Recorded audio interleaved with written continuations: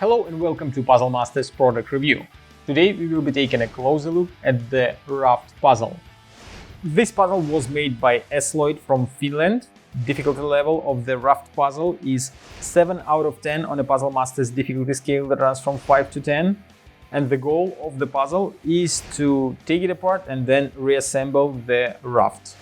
This puzzle has 8 parts and it is not difficult to take it apart. As you can see, I can easily remove all parts, but the assembling will be a little bit more challenging since there are 8 parts, and if you mix them, it will be much more difficult to assemble them back. Each piece has either circle cutouts or the pegs that sticks out. Some pieces have both, and you have to figure out the way how to assemble them back into the raft shape, but most of the times when you put parts together, you will end up with a couple of pieces that you can't put together since there is not enough space for them. Like I can put this piece, I can't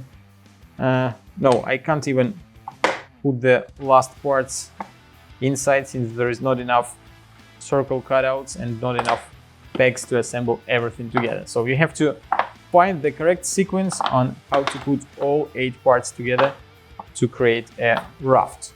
If you like the raft puzzle and you wanna buy it, go to puzzlemaster.ca. Thank you for watching. See you next time.